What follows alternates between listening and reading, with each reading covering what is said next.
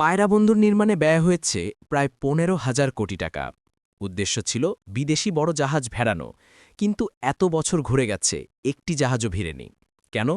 কারণ নদীর গভীরতা মাত্র ৬ মিটার, যেখানে অন্তত ১০ মিটার গভীরতা না হলে বড় জাহাজ ঢুকতে পারে না।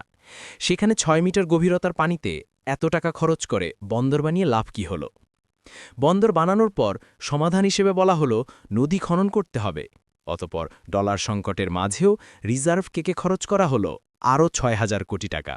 কিন্তু তারপরও একটি জাহাজও আসলো না। কেন এমন হলো? কারণ তখন পর্যন্ত জেটি নির্মাণই সম্পূর্ণ হয়নি। ছোট জেটিতে কি আর বড় জাহাজ ভেড়ানো সম্ভব? এবার যতক্ষণে জেটির কাজ শেষ হলো, ততক্ষণে নদীতে আবার পলি পড়ে গভীরতা নেমে এলো আগের জায়গায়, সেই ৬ মিটারে। অর্থাৎ আগের ৬,০০০ কোটি টাকার ড্রেজিং একেবারেই পানিতেই গেল। এখন আবার খুঁড়তে হবে।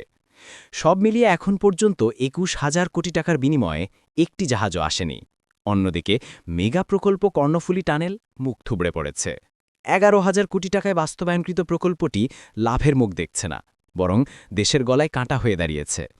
টোল বাবদ দৈনিক গড়ে আয় হচ্ছে প্রায় ১২ লাখ টাকা, কিন্তু রক্ষণাবেক্ষণে খরচ হয় দিনে ৩৭.৫ লাখ টাকা।